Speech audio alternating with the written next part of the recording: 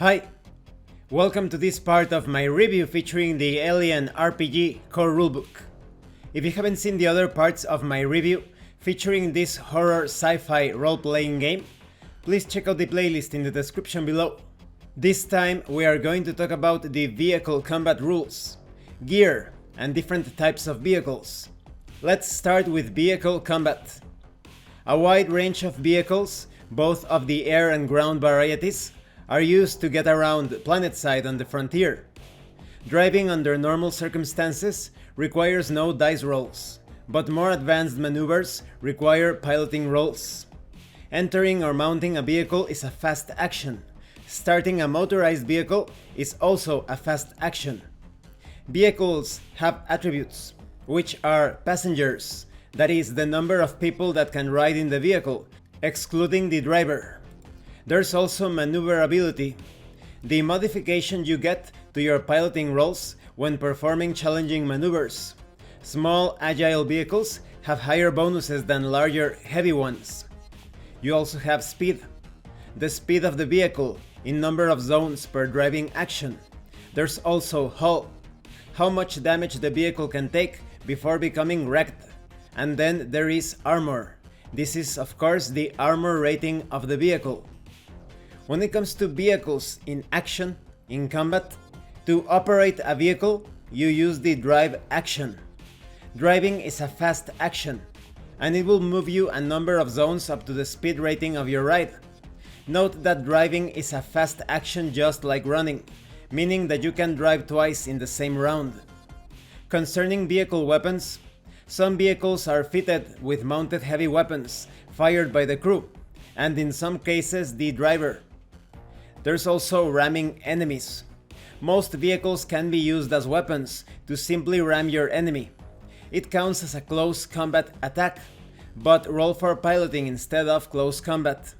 Don't forget the vehicle's maneuverability. The base damage rating of the attack equals your vehicle's hull rating divided by 5, rounded up. When it comes to damage to vehicles, vehicles suffer damage just like people. Most vehicles have an armor rating. When a vehicle has suffered damage equal to or in excess of its hull rating, it is wrecked. This means that the vehicle is inoperable. You'll need to keep going on foot. When it comes to component damage, vehicles don't suffer critical injuries when wrecked. Instead, if they take damage equal to or higher than half their hull rating, rounding up, in a single hit, they suffer component damage. You roll a d6 on a table, obtaining results such as driver hit. The driver is hit and suffers damage equal to the damage inflicted on the vehicle. Maybe you obtain the result of weapon disabled. A random weapon mounted on the vehicle is disabled. Reroll if no weapons are present. Perhaps you obtain the result of severe spin. The attack rocks the vehicle.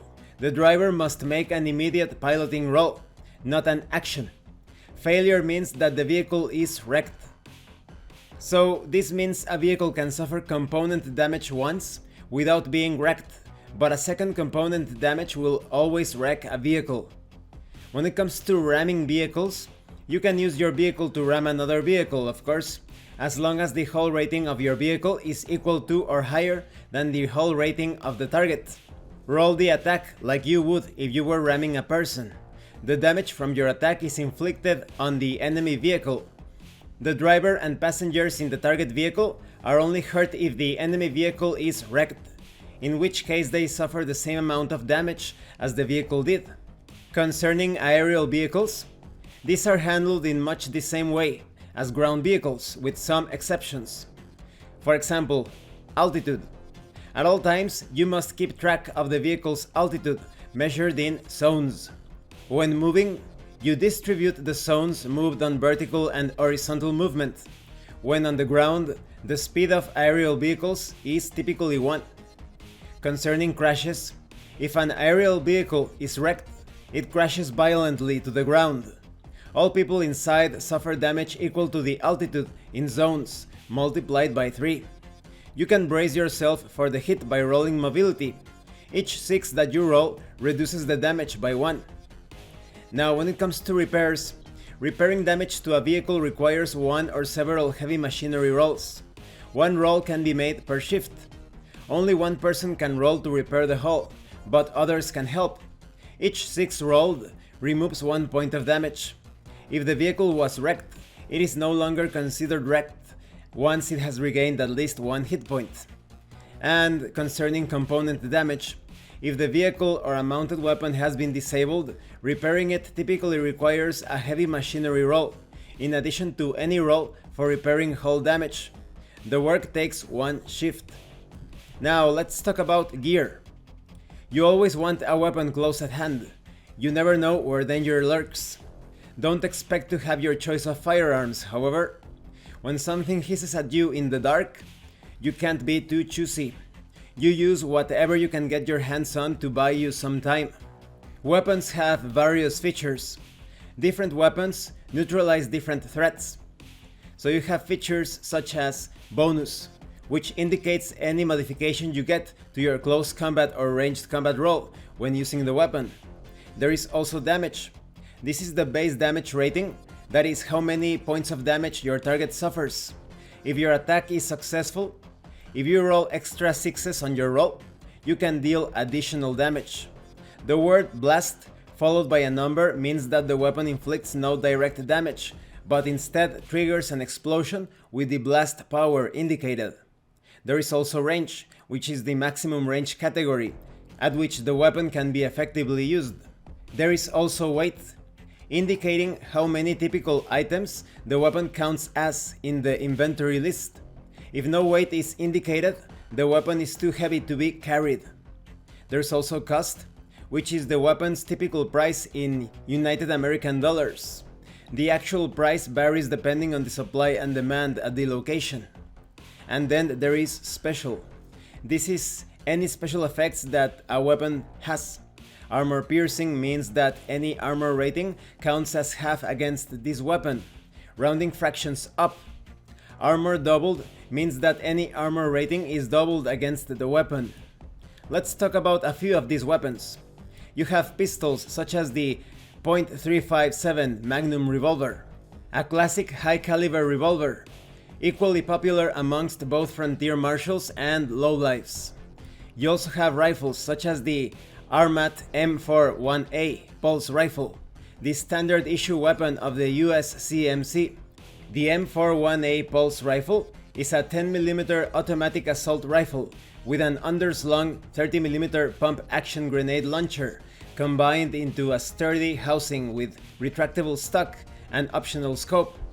The M41A fires explosive-tip, caseless standard light armor penetrating US M309 rounds, accelerated via electronic pulse. Remaining ammo is tracked via an LED counter, and the rifle has 2 firing modes, burst and full automatic. An otherwise reliable weapon, the M41A can jam when fully loaded, so partially loaded magazines are recommended. In their downtime on mission, Marines will take the time to remove a few rounds for each of the magazines they carry. Even with this flaw, the M41A is what you want slung over your shoulder, but if you are a civilian, good luck getting a permit to own one. There are also heavy weapons, such as the favorite M56A2 smartgun. The heavy firepower of every US CMC squad, the M56 smartgun is mounted on an articulating arm and gimbal attached to an armored harness worn by the weapon's operator. What makes the M56A2 a smart gun is its ability to choose targets for you. It is equipped with an infrared tracking system and data transmitter receiver that homes in on potential threats and sends that information to a head-mounted sight. Fire control is still at your discretion, so if you are running low on ammo, pick your targets. The M56A2 fires in either bursts or full automatic. A glancing shot can sever a limb, and a full burst can cut a person in half, so watch that friendly fire, Private. There are also close combat weapons, such as the mechanical cutting torch, a utilitarian blowtorch used for both welding and cutting through metal. In a pinch, a cutting torch can be used as a weapon. The Rexim EVA pistol started life as a laser cutting torch. You want to stay alive? You need to improvise. You need to make a power supply roll after every use. Its battery has a power supply level of 5 when fully charged. There are also details on suits and armor, such as the old favorite, the Caterpillar P5000 powered work loader. Commonly called a power loader, this mechanized exoskeleton power frame is used to transfer cargo, as well as perform welding and other repairs. The exosuit amplifies your strength tenfold, and is equipped with hydraulic claws for lifting and grasping. A roll cage protects your face while you operate one, and a webbed harness keeps you strapped in case you take a tumble. The P5000 is difficult to master, but a pro can make operating it seem as simple as walking. Many variants exist, including a weaponized version and a wheeled work loader for larger loads.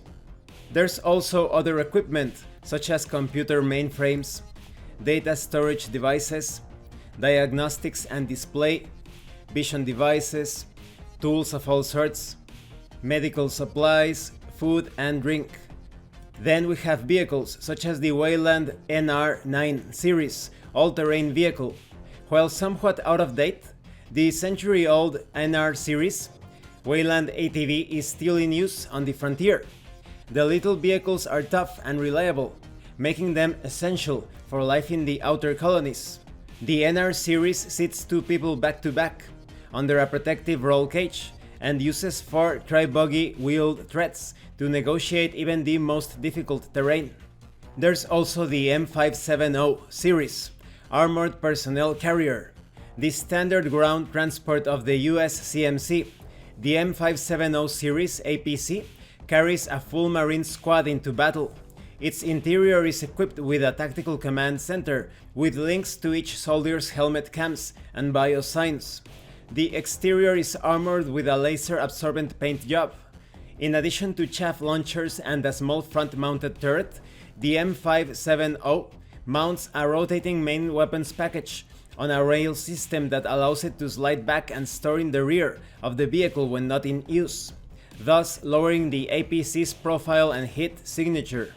We also have the UD4 Cheyenne series BTOL tactical dropship, the pinnacle of US CMC battlefield supremacy. The Cheyenne dropship has an unparalleled success rate, performing double duty as both a transport and gunship. While true gunships like the Tomahawk are more heavily armed, and strike ships like the Cougar and Bearcat are more maneuverable, none have the versatility of the Cheyenne. The Cheyenne are dropped from orbit into the fray, from the ventral bay of any USCM frigate or carrier, swiftly descending through the atmosphere like a meteor. And this is just a small sample of the vehicles available. They can also be equipped with weapons, such as 25mm Gatling guns, or even the AGM-220C Hellhound 2 tactical missile launcher. This concludes this part of the review. In the next part we are going to talk about life in space. I really like the balance between cinematic flair and realism in this role-playing game. When it comes to the vehicle rules, they are easy to understand and quite logical, especially when compared to the other rules. Concerning the weapons, the gear, the vehicles, the details for them are quite simulationist, very realistic, but at the same time they are very easy to grasp, to understand how to use them in your scenarios and campaigns. Thank you for watching this part of the review. If you have any comments or questions, please let me know. And thank you so much to those of you that have been supporting the channel by sending drive-thru RPG gift certificates. If anyone else wants to further support the channel, the information on how to do that will be in the description below. Once again, thank you, and see you later.